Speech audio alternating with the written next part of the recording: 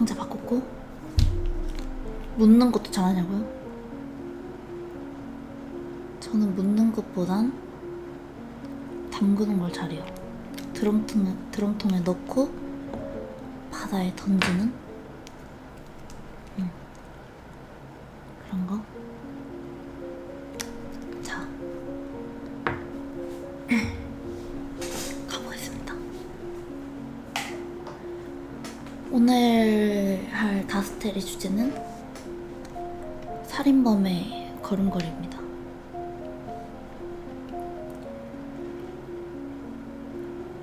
이 이야기는 갑자기 실종되었다가 사체로 발견된 한 남성과 그 사건의 범인으로 지목되어 무기징역을 선고받고 복역 중인 피해자의 15년지기 절친에 대한 이야기입니다. 2016년 그것이 알고 싶다 제작진에게 한 통의 전화가 옵니다. SBS입니다. 그것이 알고 싶다 맞나요? 네. 그 살인사건 내용이고요. 제보자분과 어떤 관련이 있는 거예요? 친형이에요. 저희 친형이요. 무기징역을 내리겠다고 하는데 말도 안 되는 말이었거든요. 살인죄로 무기징역을 선고받은 박우성 씨의 동생이라는 남자가 형의 말도 안 되는 재판 결과를 받아들일 수 없다며 살인 누명을 쓴 형의 진실을 꼭 밝혀달라고 방송국에 요청을 한 것이다. 박 씨의 동생을 만나본 제작진. 재판 때 무조건 저희는 솔직히 무죄로 나올 줄 알았어요. 왜냐면 증거도 없고 저는 솔직히 그냥 세상이 무너지는 기분이 들었었어요. 알리바이 한 장? 그리고 조사받은 내용 몇 장. 이걸 그러니까 저희 보라고 보내주신 거죠? 네. 이렇게 억울한 일이 있다고. 얼굴이 나올 수도 있고 형에 대한 의견이 나올 수도 있다. 살인죄로 재판에서 무기징역을 선고받은 박 씨. 하지만 박 씨의 동생과 박 씨는 그 당시 증거가 미약했음에도 불구하고 경찰의 강압수사와 말도 안 되는 증거로 박 씨가 억울하게 무기징역을 선고받았다는 것이었다. 교도소에서 형에서 받은 편지와 그 당시 증거물 등 사건 자료를 제작진에게 보여주는 박 씨의 동생. 근데 상관없다, 공개해도 된다고 했어요. 그래서 제가 SBS, MBC, KBS, TVN 뉴스 다 신청을 했었어요. 사건이 사건인지라 방송을 타면 얼굴이 팔릴 것이 자명했지만 박 씨와 박 씨의 가족들은 박 씨의 억울함만 풀 수 있다면 그 모든 것들을 기꺼이 감수할 수 있다고 한다.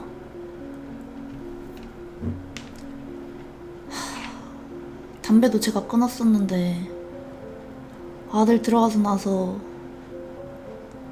제가 하루에 담배를 2갑씩 피웁니다.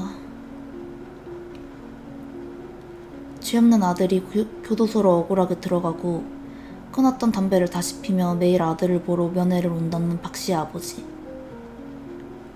박 씨는 교도소에서 자신의 억울함을 알리는 편지를 여러 장 써서 보내왔다는데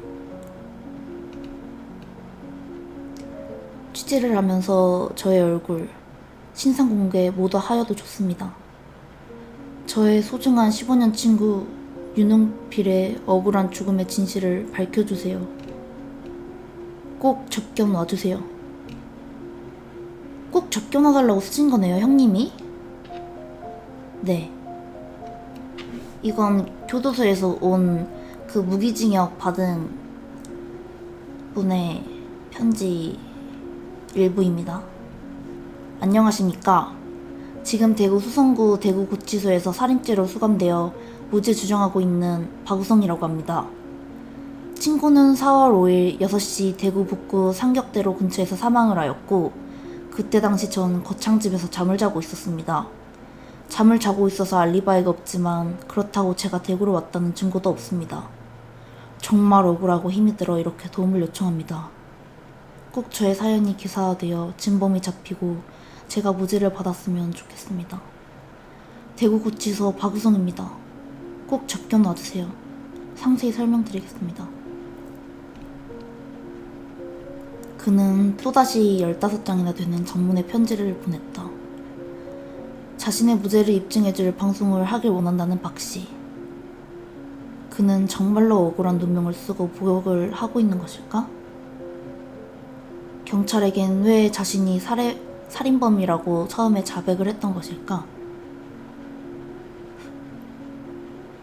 15장이나 장문의 편지를 보냈는데 처음에 자기가 자백을 한 거야? 살인범이라고?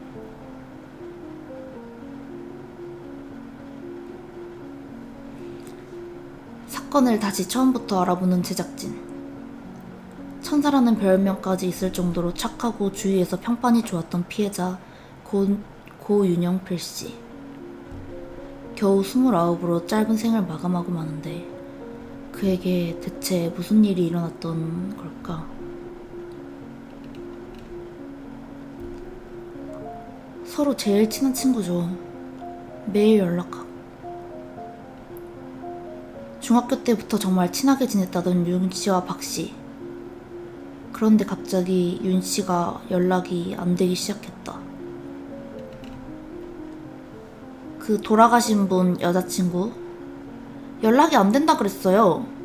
원래 얘가 이만큼 연락이 안 되는 얘가 아닌데.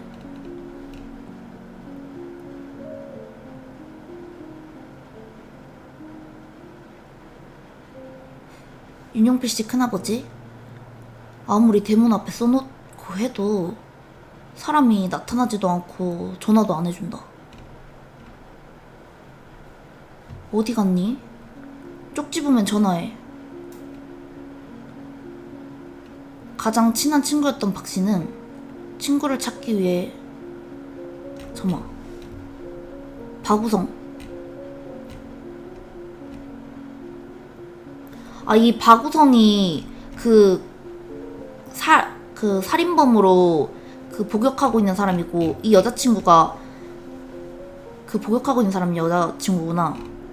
그리고 이 윤영필 씨가 돌아가신 분? 가장 친한 친구였던 박 씨는 친구를 찾기 위해 집 앞에 쪽지를 붙이고 연락이 안 되는 친구의 친척에게 연락을 해서 친구가 실종된 것 같으니 경찰서에 실종 신고 접수를 하자고 했다. 그리고 며칠 후 여기에 피해자가 누워있는 여기에서 발견된 겁니다. 여기에서요? 네, 여기에서요. 하늘을 보고 누워있었어요. 이렇게 그대로 누워서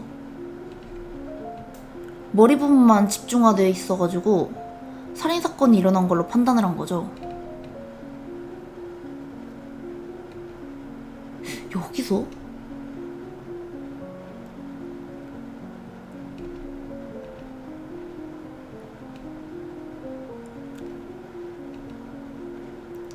보통 저런 데서 시체가 발견된 거면 저기서 죽였다기보다는 약간 다른 데서 죽이고 약간 여기 유기했을 가능성이 클 것 같은데, 내가 봤을 땐.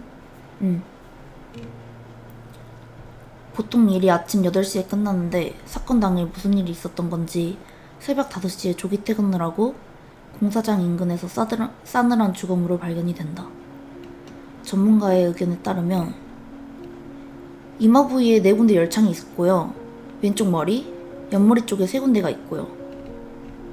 그 밖에 오른쪽 머리 중앙 뒤통수까지 합치면 개수가 총 17군데가 됩니다.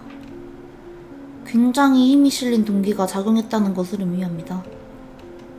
보통 이렇게 무자비한 폭행이 이루어지면 우리가 흔히 방어를 하게 됩니다. 무의식 중에 방어를 하게 되는데요. 방어흔이 전혀 관찰되지 않았습니다.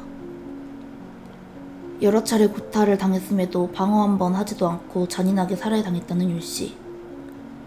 평소와 다르게 퇴근을 일찍 한 윤씨의 퇴근 이후 동선을 CCTV를 통해 파악해보기로 했다. 형사 박시우 팀장님. 퇴근 이후 피해자의 동선을 찾았고 불쌍의 남자 한 명이 피해자와 걸어가는 장면을 확인을 했던 거죠.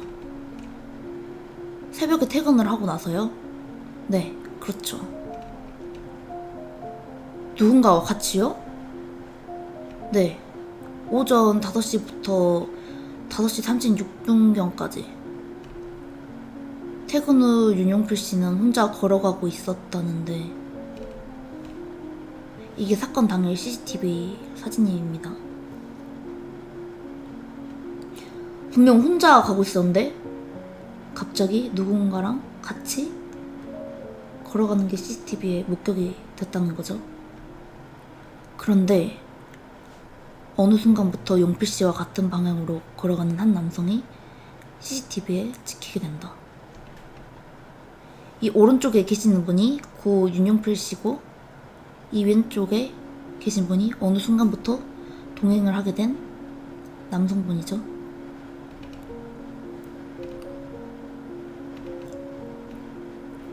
공장 입구에서 만나서 쭉 걸어오다가 삼격대교까지는 같이 걸어오는 게 확인됩니다. 범행 현장으로 들어가는 장면에서는 그 변사자 혼자 들어가는 모습이 보입니다. 용필 씨가 사건 현장으로 혼자 들어가고 나서 10분 뒤 신원 미상의 남성이 그 장소에서 혼자 나오는 장면이 찍혔다.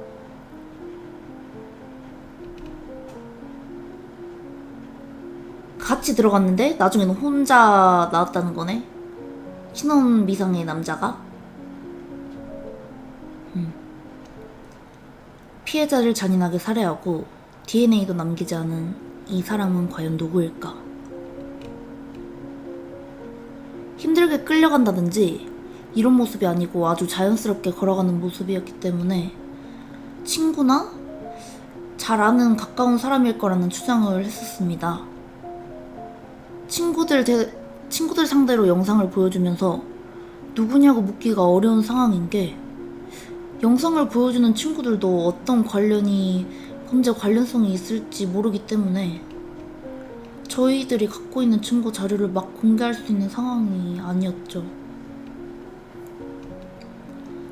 공장 입구부터 피해자를 만나 걸어오는 게 발견되었던 용의자. 피해자인 윤 씨가 강제로 끌려가거나 하는 모습이 아니라 자연스러운 모습으로 같이 걸어가고 있었다. 이 때문에 경찰은 친구나 가족 같은 가까운 사람들일 가능성이 높다고 판단했다. 하지만 아직 아무것도 확인되지 않은 상태에서 큰 역할을 할 수 있는 증거 자료를 함부로 보여줄 수도 없는 상황. 일단 경찰은 용필 씨와 가장 가까웠던 친구, 용필 씨의 실종을 가장 먼저 눈치채고 친척을 찾아 그의 실종 신고를 가장 먼저 했다는 그 친구, 15년지기 친구 박 씨를 유력한 용의자로 보고 긴급 체포 후 자백을 받아냈다. 근데 이것도 웃긴 게 어떻게 실종된 걸 바로 알아챘을까? 어떻게 실종된 걸 바로 알아채고 집까지 찾아가지고 그 집 때문에 용필아 어디 갔니? 보고 싶다. 이런 쪽지를 문 앞에 붙여놨을까? 응? 아무리 친하다 해도 그렇게까지 하진 않잖아. 응? 차라리 연락을 하고 말지. 경찰은 친구 박 씨가 자백 진술을 했다고 했으며 2015년 11월 무기징역을 선고받고 복역 중이다. 그러나 박 씨의 동생은 박 씨의 보험 가입이 자기의 형을 범인으로 몰고 갔다고 말을 한다. 보험?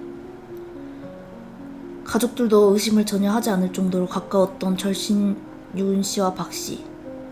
박 씨에겐 경찰의 의심을 살 만한 충분한 이유가 있었다. 바로 고액의 사망보험의 수령자가 박 씨였던 것이었다. 항상 왜 사망사건의 끝에는 보험이 있는 걸까? 왜 항상 사망사건의 끝에는 보험이 있는 거야? 윤용필님의 보험 가입 내용. 사망 시 보험 수익자가 15년지기 친구 박우성 씨로 되어 있습니다. 보통 사망보험 보험 수익자는 보통 가족으로 해놓잖아. 보통 가족으로 해놓는데 왜 친구로 해놨을까? 왜 친구로 해놨을까? 박우성 씨 동생 용필이 형이 직장을 가지게 됐는데 이제 보험을 넣어야 된다는 식으로 저희 형이랑 상의를 하다가 결혼해서 내 마누라가 생기기 전까지만 네 앞으로 넣자. 왜냐면 워낙 보험 사기도 많고 뉴스도 많이 나오고 너무 찝찝했다 그러더라고요, 상황이. 근데 그 용필이 형이 가족이 있는 것도 아니고 뭐 사정을 알기 때문에 해줄 수밖에 없어서 그래서 저희 형도 생명보험하고 넣어가지고 같이 용필이 형 앞으로 해주기로 서로 이야기하고 만나서 사인을 했다고 하더라고요. 그러니까 이게 쌍방이네. 쌍방으로 한 거네. 그니까 이 돌아가신 분이 가족이 없어가지고 가족이 없어가지고 이제 이 박우성 씨도 보험을 들어주고 수익자를 이제 돌아가신 분 윤용필 씨 앞으로 해주고 그 대신 윤용필 씨도 보험 들어주는 대신에 수익자를 또 이 박우성 씨로 해주고 이렇게 서로 들어준 거네. 근데 이제 이 과정에서 윤용필 씨가 돌아가셔가지고 이제 수익금을 박우성 씨가 타버리게 된 거고. 사망 4개월 전 새 직장을 들어간 용필 씨가 시각장애와 치매를 앓고 있던 그의 아버지 대신 박 씨를 사망보험 수익자로 지정을 했고 이에 박 씨도 사망보험을 들어 수익자를 용필 씨로 지정을 했다는 것이다. 서로서로 보험 가입을 해준 두 절친. 이 보험이 박 씨를 경찰이 유력한 용의자로 단정짓게 한 가장 중요한 이유인 것 같은데 경찰은 사실 박 씨의 알리바이를 확인할 길이 없다고 한다.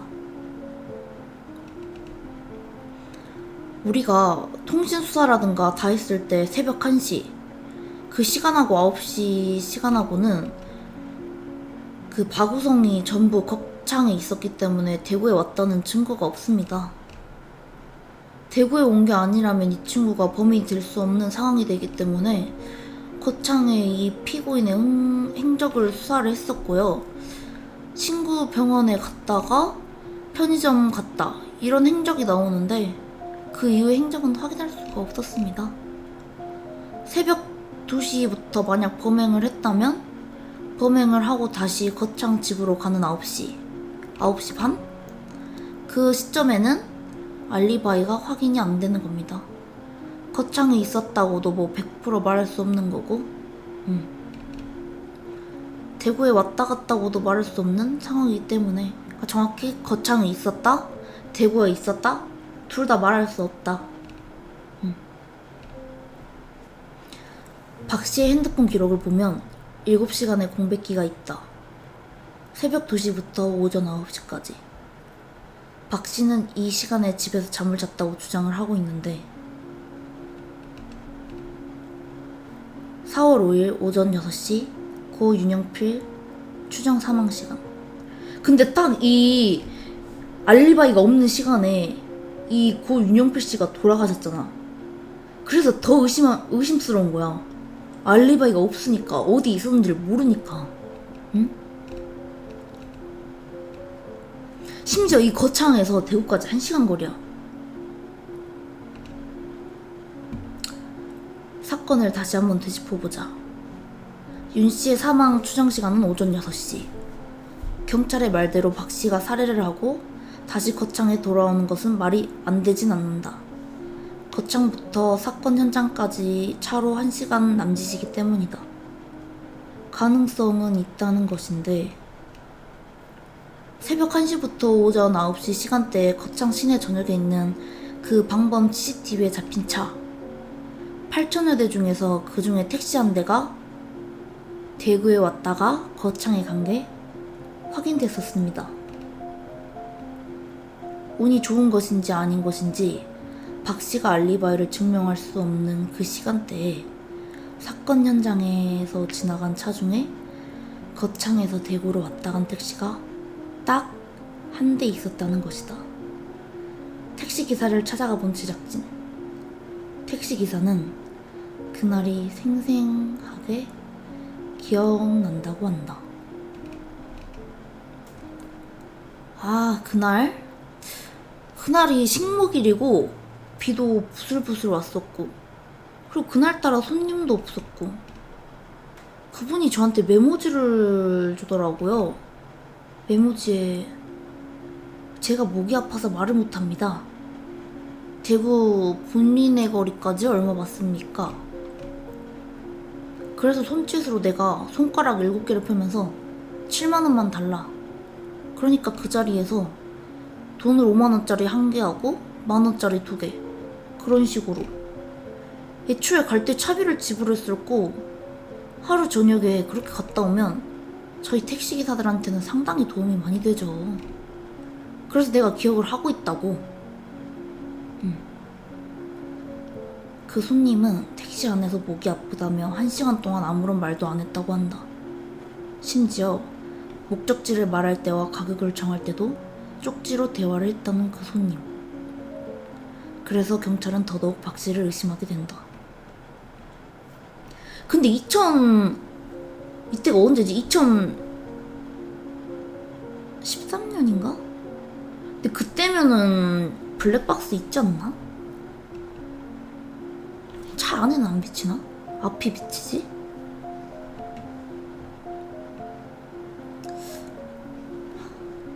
경찰은 우산을 쓰고 내린 이 남자를 박 씨라고 추정했다. 그런데 경찰과 검찰은 그 어떤 증거도 내놓지 못하며 동일인이라고 입으로 추정만 하며 그 인물이 저라고 확정짓고 있습니다. 그 외에 제가 거짓 자백을 한 것 말고는 하나도 제가 범인이라는 증거를 제출하지 못하고 있습니다. 박 씨는 경찰의 강압 수사에 의해 거짓 자백을 했다고 한다. 경찰을 만나보는 제작진. 휴지각을 들어서 때리려고 했다. 그리고 또 키보드를 들어서 때리려고 했다. 그런데 제가 솔직히 이렇게 말씀드리면 뭐 하지마. 내가 그 피해자를 처음부터 만나서 내가 처음부터 조사를 해가지고, 왜냐면 이런 소지들이 있기 때문에 진술 녹화를 면밀히 다 했습니다. 했는데 사실상 저는 그 친구한테 욕 한마디 안 했고, 이런 부분에 대해서 너는 어떻게 생각을 하는데? 라고 해가지고 조금 뭐라고 해야 될까?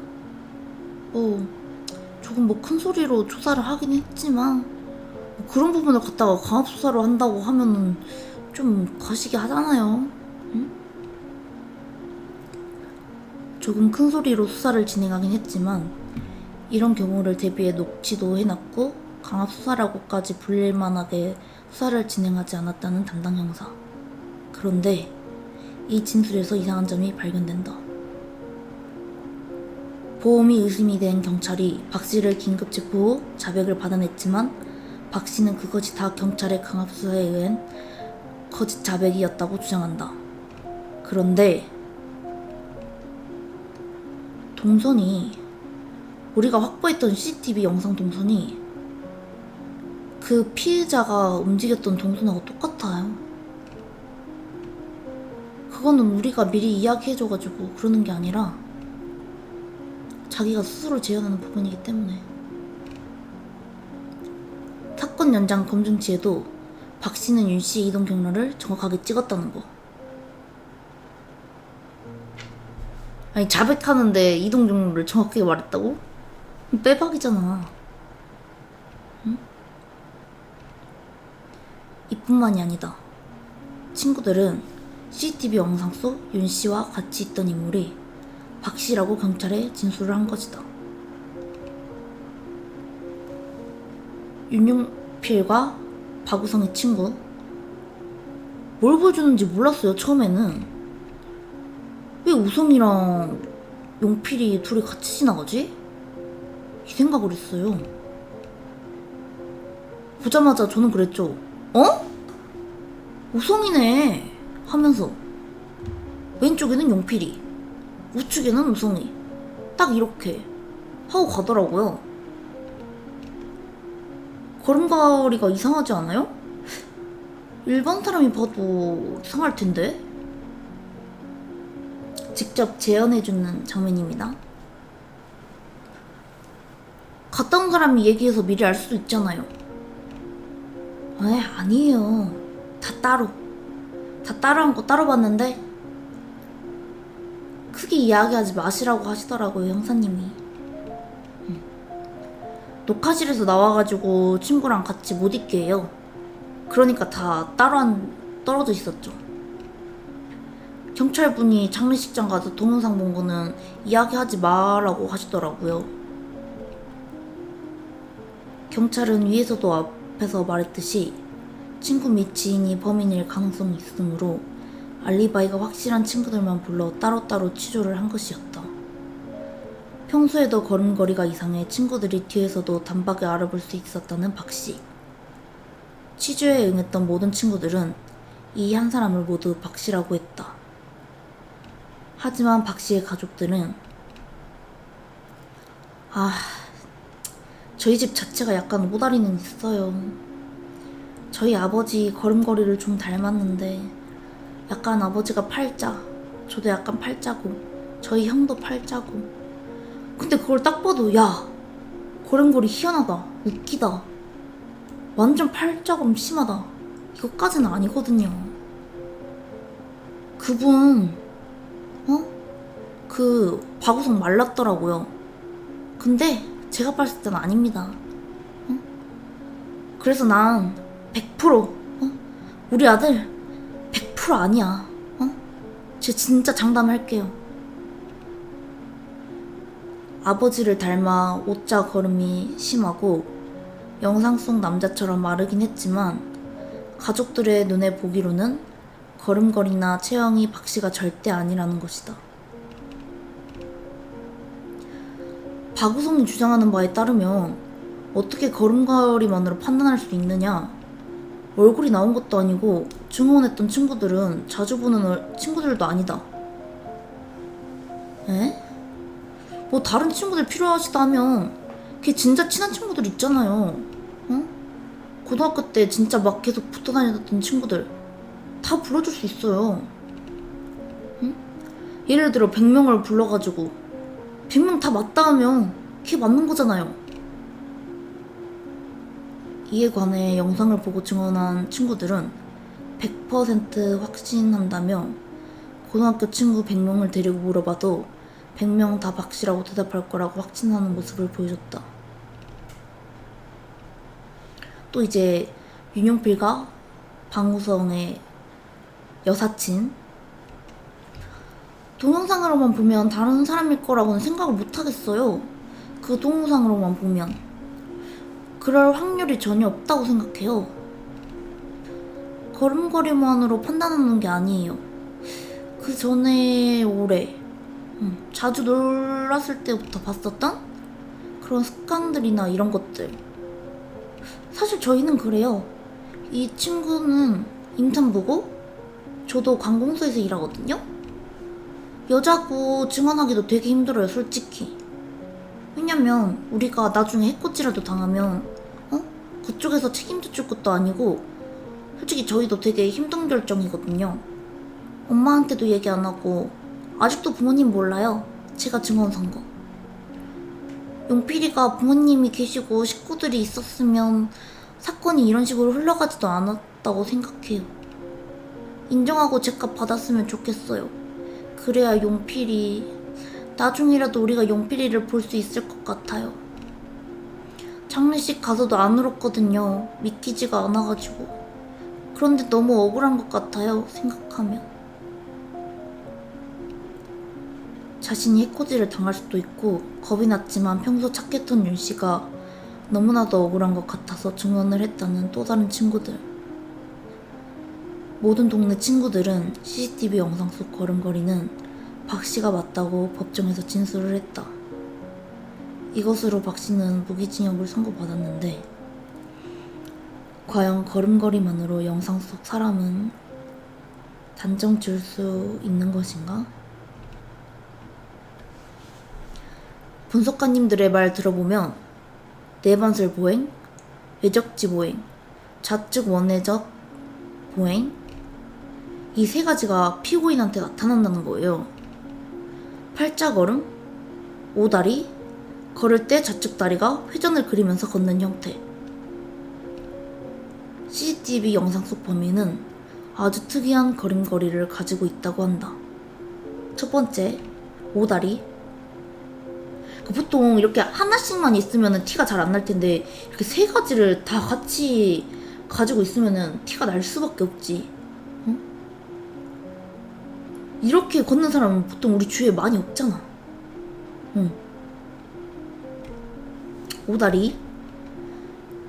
그리고 걸을 때 발이 바깥 방향을 보는 외족지 보행, 일명 팔자걸음이라고 하죠. 이렇게 바깥으로 이렇게 탁탁탁 이렇게 걷는 거.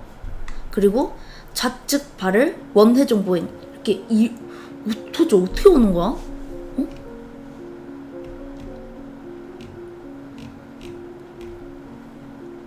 진짜 신기하네.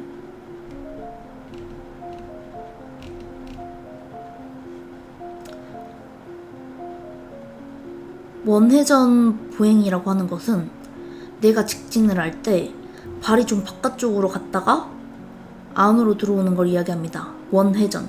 이렇게 온다는 거야? 이렇게 걸어? 발이?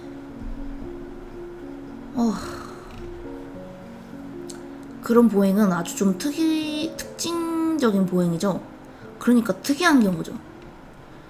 보통은 보면 어떤 질병이 있는 분들이 많습니다. 어떤 경우냐면 뇌성마비 환자나 중풍이 왔거나 이런 분들은 이런 패턴의 걸음이 많죠. 이 일반적이지 않은 세 가지 특징을 박 씨와 CCTV 영상 속 인물이 모두 동일하게 가지고 있다는 것이다. 여기서 또 하나의 의문점. 봐봐, 이런 특이한 걸음걸이는 중풍 환자나 뇌성마비 환자가 가지고 있다는 건데, 이런 중풍이나 뇌성마비 환자가 어떻게 사람을 존나 때려가지고 죽이냐고. 어떻게 존나 때려가지고 죽이냐고. 여기서 또 하나의 의문점. 범행 불과 몇 개월 전에 보험을 들면서 굉장히 이례적으로 보험 수익자를 지금 피고인으로 지정한 본인은 정작 계약하고 난 이후에 한 번도 보험료를 내지 않아서 그 계약 자체가 지금 취소가 됐는데, 그 친구의 보험료를 내가 내줬단 말이죠. 과연 그 보험 수익자가 나인 것이 우연일지. 박 씨는 피해자 윤 씨와 같이 보험을 가입하고 자신의 보험은 돈을 내지 않고 파기시킨 반면 윤 씨의 보험료는 대신 내줬다는 것이다.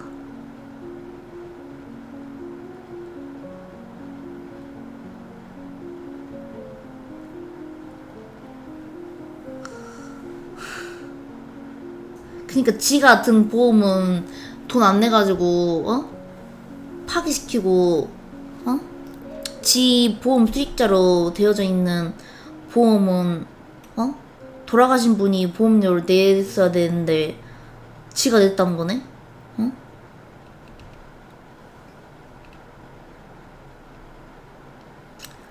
두 사람의 거래 내역. 박 씨가 윤 씨에게 보험료를 통장으로 보내주고 윤 씨는 그 돈으로 보험료를 지급한 내용이다. 그럼 이 보험은 어떤 상품일까? 윤용필 씨가 가입되어 있는 이 보험은 사망 아니면 65세 이후 혜택을 받을 수 있다. 게다가 이 금액은 자신의 급여의 무려 30%나 되는 금액으로 월 수익이 700에서 800만 원 정도 돼야 드는 상품이었다. 그니까 보험 수익금이 엄청나게 큰 상품이네. 존나 비싼 거 들었네. 한 달 보험료가 30만 원이면 씨발 존나 비싼 거 들었네. 그리고 2달 뒤 윤씨가 사망을 한 것이다. 경찰은 말한다. 아마 제 기억으로는 유치장에서 전화가 와가지고 면담을 요구한다 해가지고 가게 된 거예요. 자기가 죽인 건 맞다. 돈 문제 이야기를 하다가 그냥 화가 나가지고 발로 쳤는데 의식을 잃고 정신이 없더라. 거기서 이제 범행도구로 때려서 사망을 하게 된 거라고 그렇게 진술을 하죠. 최종 진술은 우발적 살인까지 인정한 건가요? 그렇죠. 박 씨는 사건 당일 경찰에 범행을 자백했다. 자신이 우발적으로 벌인 범행이라고 했다는데 다음날 자백은 강압수사에 의한 거짓 자백이라고 번복을 했고 검찰 송치 전날 참회의 눈물을 흘리며 범행을 다시 자백했다고 하는데 오락가락하네 정신 상태가. 프로파일러 김진구 씨. 주유소의 위치와 그리고 이 장소의 특징이 완벽하게 나와 있거든요. 머릿속에 남아있는 기억만으로 그린 건데도 불구하고 엄청나게 자세히 그렸다는 거죠. 이것은 자기가 이곳을 와봤고 이곳에서 어떤 행동을 했고 그걸 넘어서 이곳이 되게 인상적으로 남아있는 사람이 그림을 그려야지만 그릴 수 있는 거예요. 이 장소 자체를 되게 유의미하게 생각을 했고 머릿속에 남아있어요.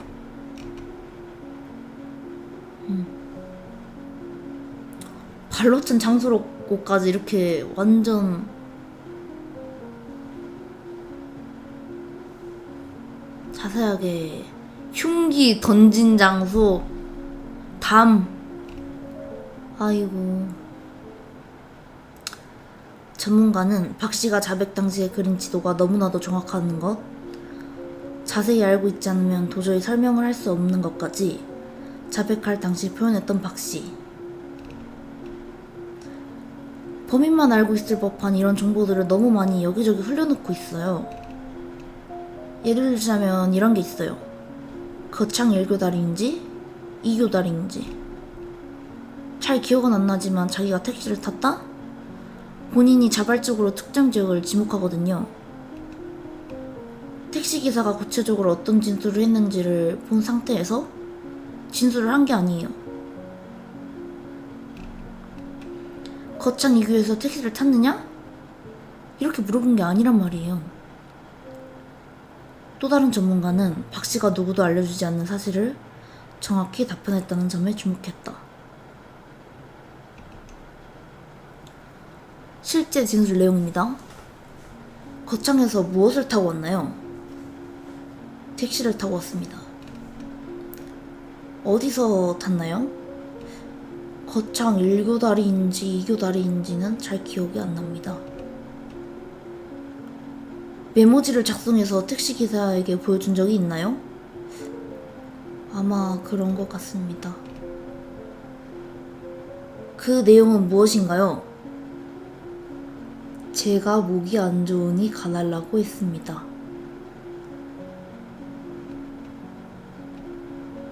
목이 안 좋으니까 가달라고 했다. 택시기사 진술하고 일치하네. 또한 박 씨는 검찰이 풀지 못한 수수께끼까지 대신 풀어줬다는데 근처에 이르러 배가 아프다고 거짓말을 하고 대변을 누러 간다고 하니까 용필이가 휴지를 줬어요. 휴지를 받아 담벼락을 넘어 숨어서. 정확히 어디쯤인지 모르겠습니다. 이 부근에 교통사고 현수막이 걸려 있었는데 사건 당일 둘이 갔던 사건 현장에 가는 CCTV 영상 대신 윤 씨 혼자 들어갔다가 박 씨가 혼자 나오는 영상만을 갖고 있었던 경찰. 박 씨가 어떻게 사건 현장에 갔었는지 설명 못했던 경찰에게 박 씨는 자신이 화장실을 가겠다고 말하고 담벼락을 넘어 숨어 있었다는 것. 게다가 그 현수막, 저도 그거 걸린 줄 몰랐는데 박우성 이야기 듣고 현수막 걸린 줄 알았었다니까요.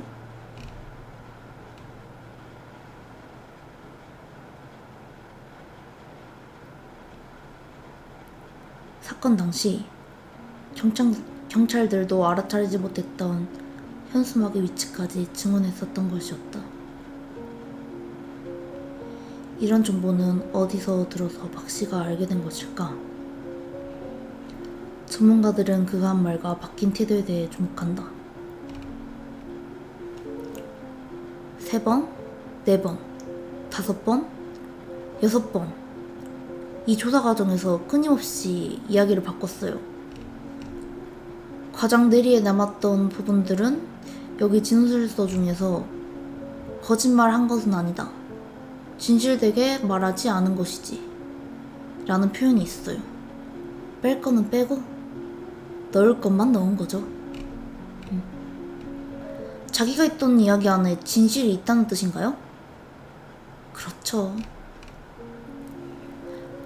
경찰이 정말 많은 수사 자료를 갖고 있는 줄 알았는데 결국에는 CCTV 자료 이거 하나밖에 안 갖고 있네? 겨우 잊은 거였어? CCTV에 얼굴도 보이지 않는 CCTV 찍힌 거 가지고 나를 범인으로 본 거야? 특이한 표현 중에 하나가 제가 범인이라는 증거가 나타난다면 그때는 정말 어떠한 벌도 달게 받겠습니다. 사실은 있을 수 없는 표현이죠. 내가 저지른 살인이 아닌데 증거가 나오면 저를 처벌해 주십시오. 라는 표현은 정말 결백한 사람이 과연 쓸 수 있는 표현일지 이런 생각이 드는 거죠. 뒤집어 말하면 증거 없는 거 내가 알고 있으니까 증거 찾으면 그때 내가 다 인정하고 그때 벌 받을게. 그러니까 증거 찾아와봐. 라는 뜻이죠. 조서 작성 도중 서너 번 이야기를 계속 바꾸었고 증거가 나오면 저를 처벌해 주십시오 라는 표현은 증거가 없는 걸 알기에 자신을 처벌하기 힘들 것이라는 판단하에 나온 표현이라는 것이다. 즉, 사건 당일 체포 당시 박 씨는 경찰이 확실한 증거를 확보한 후 자신을 검거한 것이라고 생각하고 모든 것을 자백한 것이다. 그런데 박 씨 입장에서는 생소한 복보행 분석이라는 것으로 경찰이 자신을 범인이라고 확신한 박 씨는 별다른 증거가 없네? 그런데도 니들이 날 범인으로 몰아? 아씨, 난 또 증거 있는 줄 알고 다 자백했는데 좆됐잖아 하며 태도를 바꾸고 자신을 잡고 싶으면 증거를 가지고 오라고 큰소리쳤던 것이었다. 그는 방송국으로 보낸 장문의 편지에서 자기의 속마음을 대놓고 표현하게 된다. 제가 무죄를 받았으면 좋겠습니다. 잠을 자고 있어서 알리바이가 없지만 그렇다고 제가 대구를 왔다는 증거도 없습니다. 제가 무죄를 받았으면 좋겠습니다. DNA나 혈흔이나 뭐 이런 흉기도 사실 지금 못 찾았고 그런데 CCTV를 봤더니 내 얼굴도 없어. 복보행 분석이라는 굉장히 생소한 어떤 증거? 이거는 본인이 봤을 때는 사실 상당한 무죄를 받을 수 있는 가능성이 얼마든지 있는 사건이다라고 판단이 들었겠죠? 피고인이 자신이 있어요. 무죄 받을 수 있다고 생각해요. 복보행 분석? 뭐 얼굴도 없는데 자신이 무죄를 받을 수 있을 것이라고 확신을 한다는 박씨. 하지만 이미 걸음걸이로 많은 사건을 해결했다. 영국의 한 저명한 걸음걸이 박사의 말이다. 복보행 분석은 사람의 걸음걸이나 걸음걸이의 특징을 보고 특정 인물을 분별하는 것을 뜻합니다. 제작진이 의뢰한 4개의 영상의 보행은 모두 같은 특징을 보입니다. 마지막으로 특히 중요한 건 발을 심하게 바깥쪽으로 향하는 평범하지 않은 걸음걸이를 하고 있죠. 이렇게 3가지 면을 봤을 때 의뢰 영상의 인물은 모두 같은 특징을 지닌 동일 인물로 확인됩니다.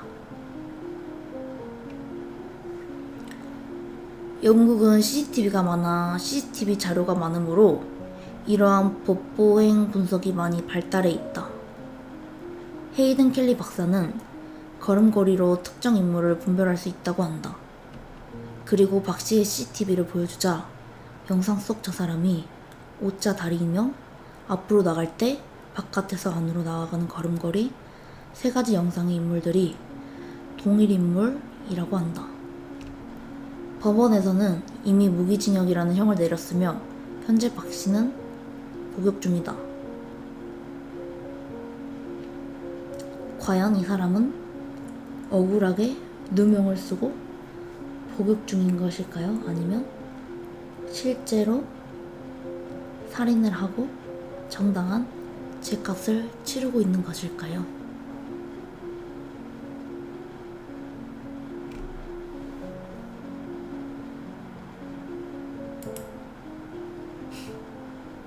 뭐야? 증거도 없는데 나를 잡은 거였어?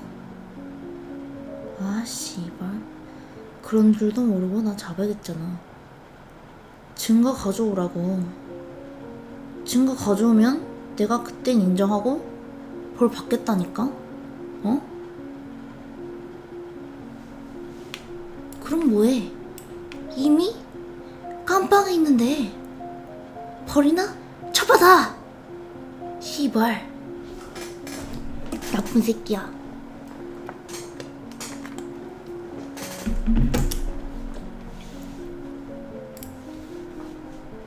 참고로 저는 사람 안 죽였어요. 경험에서 나온 연기 아닙니다. 저는 죄송한데 경험에서 나온 연기 아니고요. 저는 저 안 죽였어요. 제가 안 죽였습니다. 안 죽였어요. 안 죽였어요.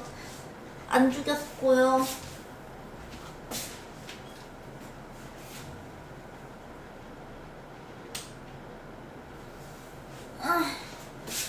힘들어.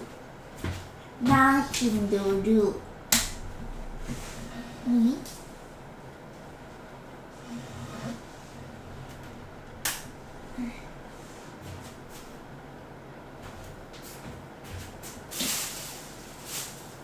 I'm gonna 너의 눈빛은 날 자꾸 네 곁에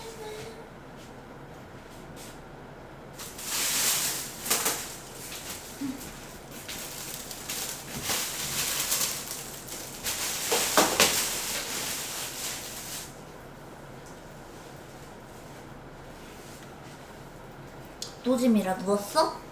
그럼 나도 너 노잼이니까 강티해도 돼? 그럼 나도 너 노잼이니까 강티해도 돼? 18? 괜찮지? 응. 나도 너 노잼이니까 강티해도 되지.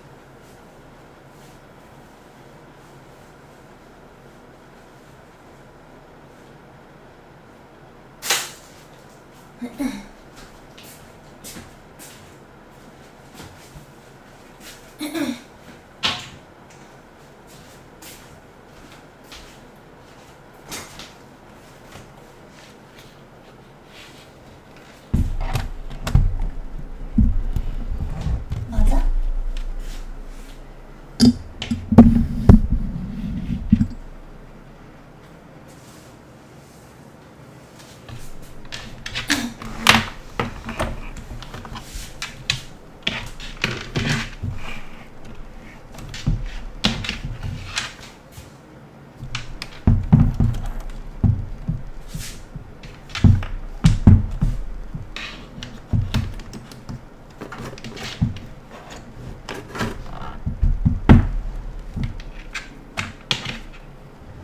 배고파. 배고파.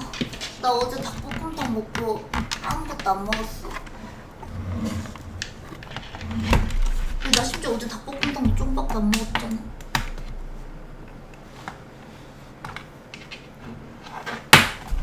아, 씨발 뭐야 이거.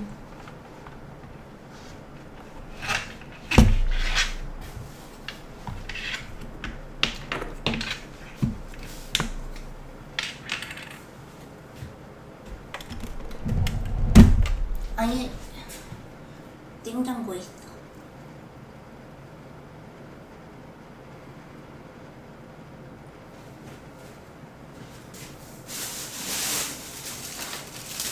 일단 열어.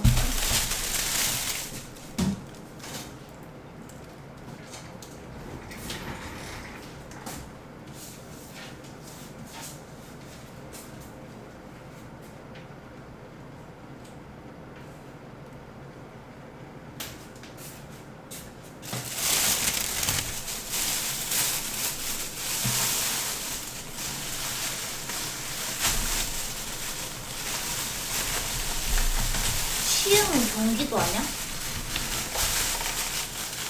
경기도 시흥.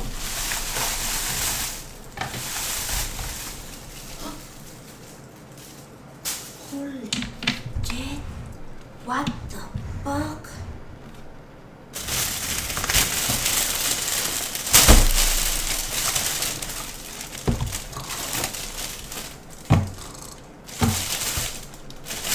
뜨끈한데? 전 뜨끈해. 이 새끼만 좀 끓일까?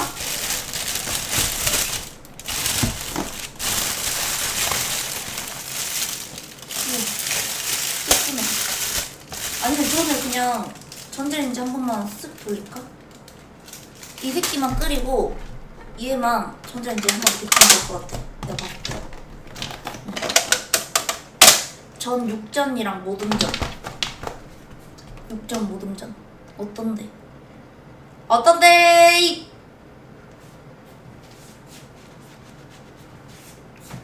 나 오늘 죽을래. 그냥 먹고 죽어. 60kg 가자.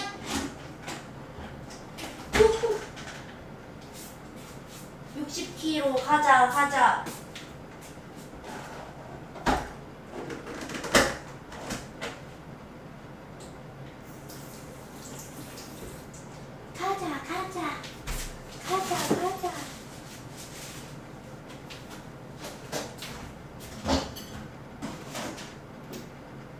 강혜른 또라미님 별풍선 5개 감사합니다. 호일 렌즈 돌리면 와르르 멘션 된다. 뚜껑 열어야 돼. 오케이.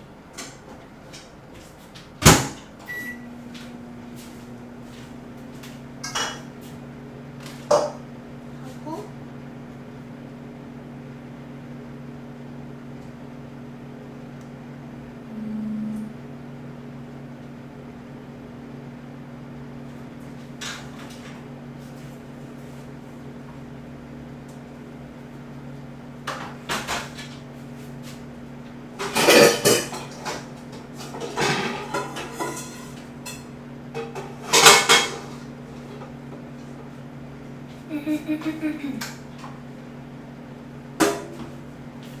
땡.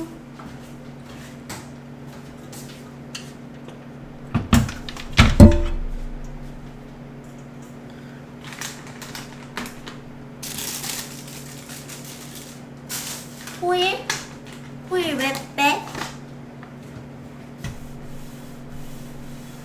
저거 안 터져.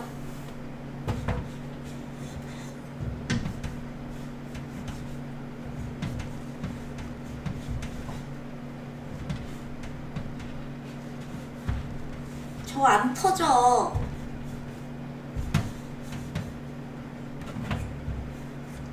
그러면 삼겹살 먹을 때 밑에 호일 까는 거 뭔데?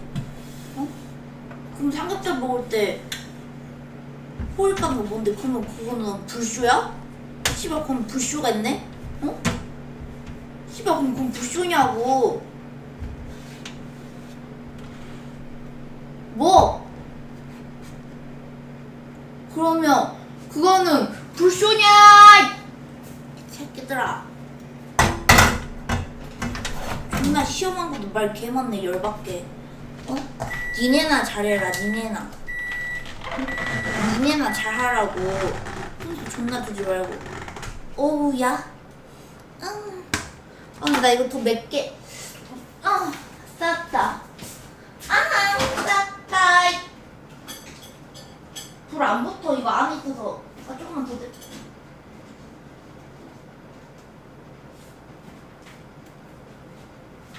근데 얘 왜 이래?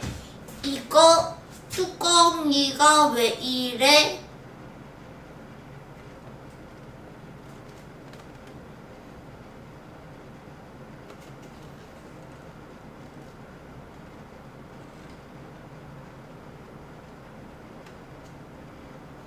환경 호르몬까지 먹어줄게. 나 배고파. 환경 호르몬 맛있다. 이야, 환경 호르몬 정말 맛있잖아. 환경 호르몬이 정말 맛있다. 고춧가루 대박. 아, 스파크 좀 튀면 어때? 오히려 좋아. 저거는 내가 봤을 때 그 스파크 안 튀는 호일이야. 응? 저 내가 봤을 때 스파크 안 튀는 호일이야. 사장님이랑 그 텔레파시 통했어. 사장님이랑 텔레파시 통했어. 응. 사장님이 나한테 텔레파시 이야기해줬어. 응. 봐봐, 스파크가 튀어 안 튀어? 말해봐. 스파크 지금 튀었어 안 튀었어? 안 튀지? 스파크 안 튀어. 안 튀어, 이 시험한 거더라. 어? 안 튀어.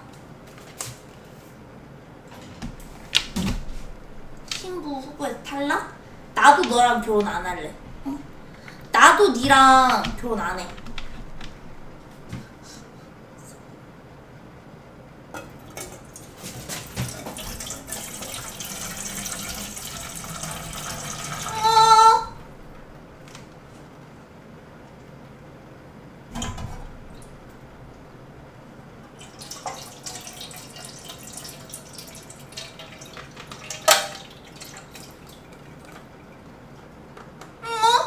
야야야야야! 들어. 아 씨발.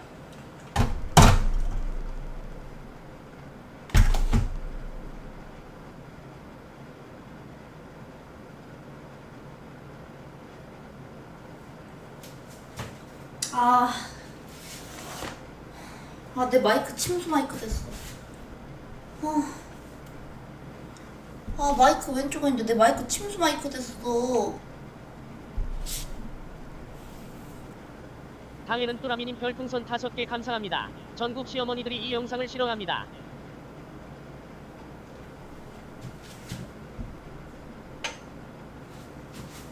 나 왜 이렇게 하는 게 다 엉성하지?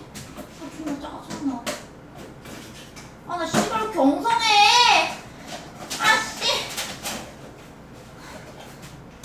씨발. 나 왜 이렇게 엉성해.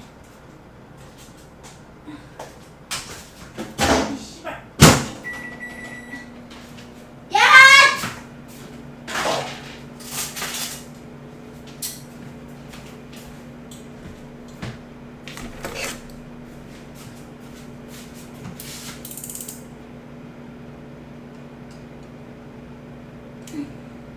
이거 자르고 싶은데 숫자에 있는 이거.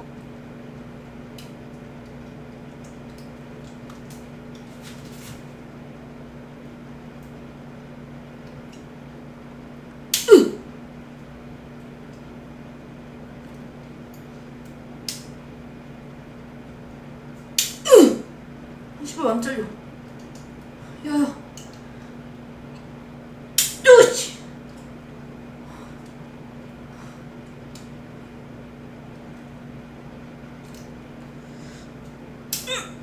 됐다. 이런 거 있으면 불편하잖아. 케이블 타이가 여기 묶여 있었거든.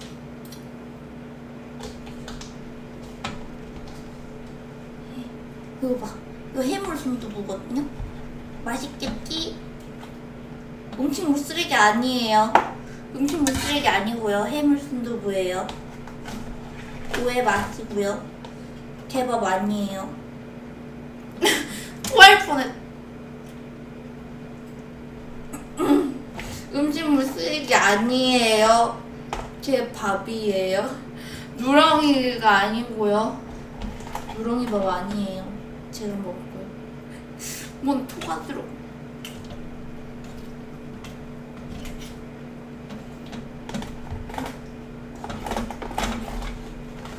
싹싹 긁어. 싹싹. 맞춰지기. 바로 다롱이 아가리 벌려줄게. 바로 다롱이 맛있게 먹어줄게.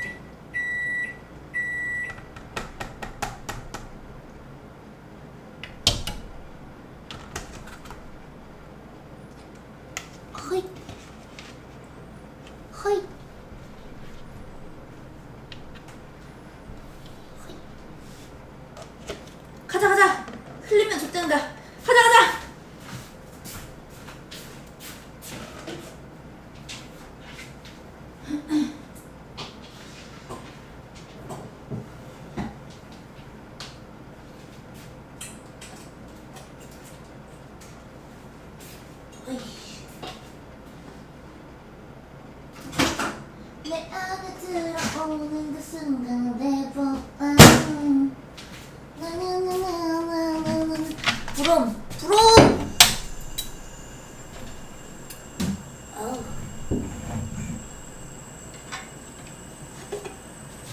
이거 그릇 여기다 넣고 나는 플레이팅을 해야겠다.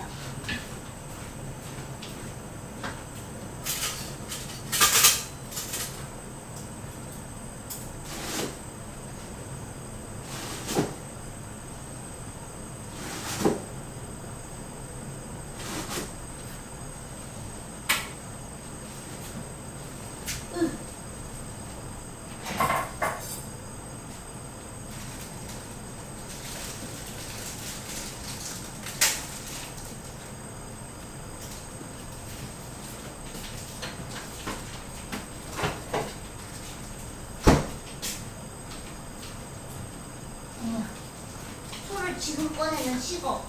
다시 넣어놓고.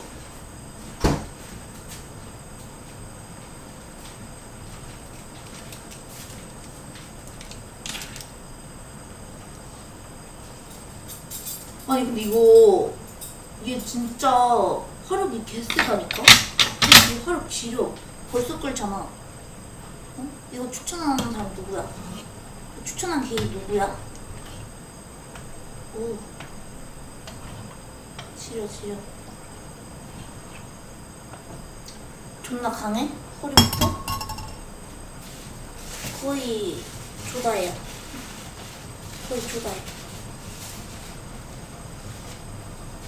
맛있겠다. 나 오늘 취해도 돼? 나 오늘 꼬장 부려도 받아줄 거야? 나 졸려. 나 피곤해. 엄마, 나 오늘 좀 취하는 것 같아. 나 오늘 좀 취하는 것 같네. 바로 폭살 안겨줄게. 바로 폭살 안겨줄게.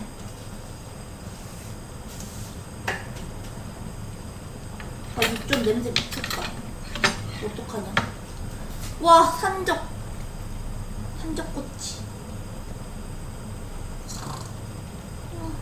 싼다. 넌 고추야? 고추네. 아, 산적 개 좋아하는데.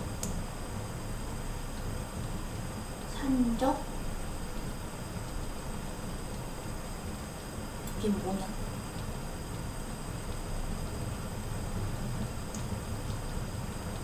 이게 뭐야? 가지?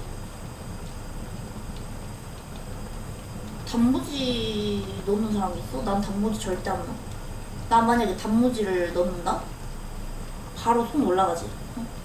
바로 손찌검 들어가지. 산적꼬치에 단무지 넣으면 바로 나 손찌검 들어가. 장난하는 게 아니라 진심이야. 산적꼬치에 단무지를 왜 넣어! 씨발 또 칭찬나가네. 씨. 누가 단무지 넣으래? 누가 단무지 넣으래? 단무지 넣으라고 한 사람 나와. 씨발. 누가 단무지 넣으래? 어? 맛살, 햄, 파. 맛살, 햄, 파.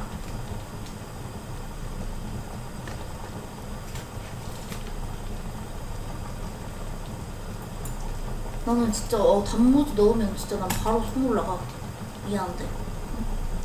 미안한데 난 바로 손 올라가. 나 그냥 야 왜 이렇게 많아? 다 먹고 싶네. 어떡하지? 이렇게 많아. 몇 명이서 먹는 거야 지금? 몇 명이서 먹는 거야? 몇 명이서 왔어요? 혼자 왔어요. 야야야 너 그만 끌어. 18 그만 끌어.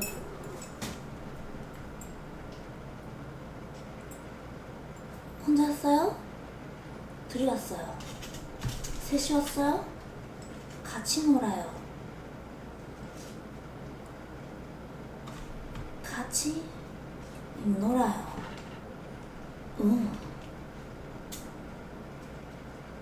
존나 맛있겠다. 아 존나 먹어. 너무 많나?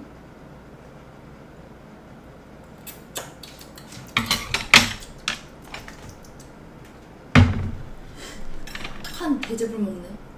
한 대접을 먹어버리네 나. 이게 맞아? 이거 순두부찌개예요. 해물 순두부.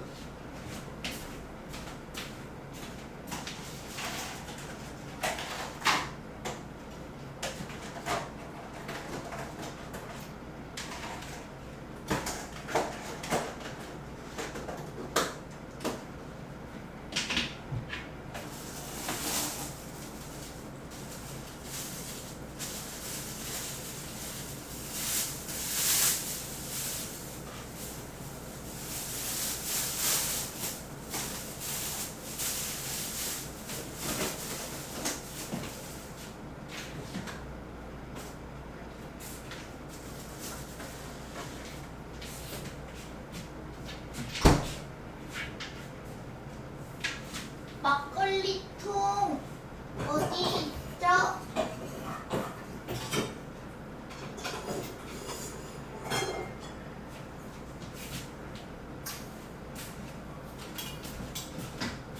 짜잔. 저희 집에는 이것도 있어요. 막걸리 유통기한 2022년까지예요. 제가 확인했어. 다. 와, 쪼꼬미, 새우, 홍합. 여기 이 탕에 우리 담함들이 들어있네? 뭐야? 우리 담함들이 들어있잖아. 왜 여기 있어? 자기들 왜 여기 들어있어? 응? 따뜻해? 자기들 나 보고 싶어서 거기 들어가 있는 거야? 왜 거기 들어가 있는 거야? 응? 좋아? 따뜻해? 개 맛있겠다. 뒤적. 뒤적 좀 그렇게 마시는 분 계시나요? 어쩌라고, 나 혼자 먹을 건데. 무거워.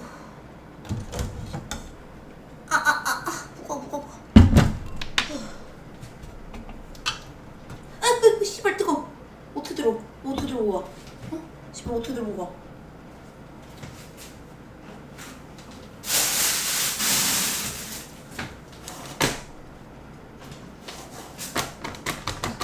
아이 미안하다. 나 상 여자야.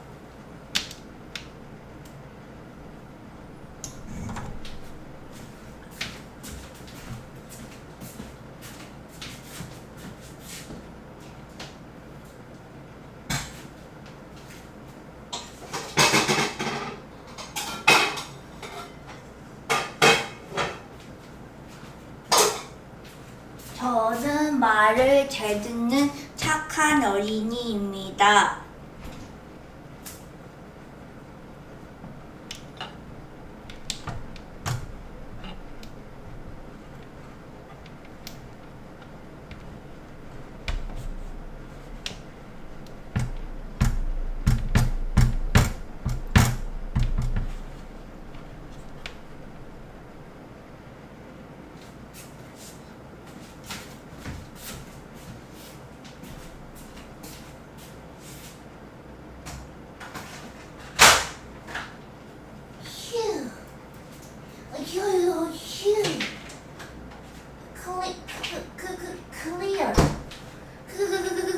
클리어.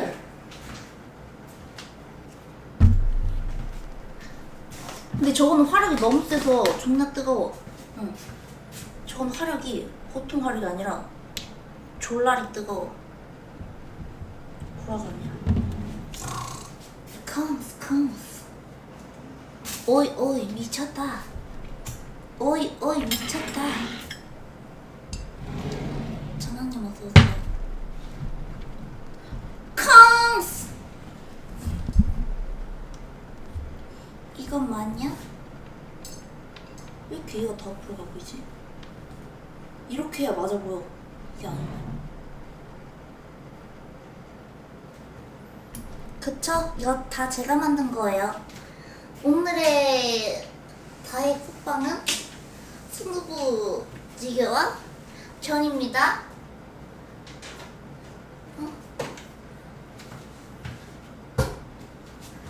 오늘 오늘 조다의 국방 모듬 전에 순두부찌개.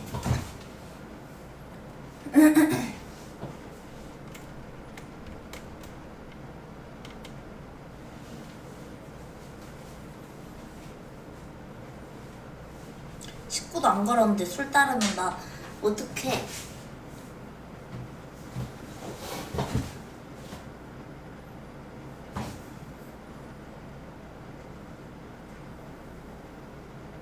휴가 가라고 나 배려해 주는 거야?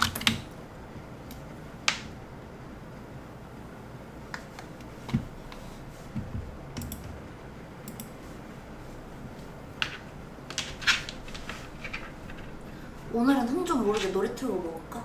어떤데? 일단 씻고 갈게.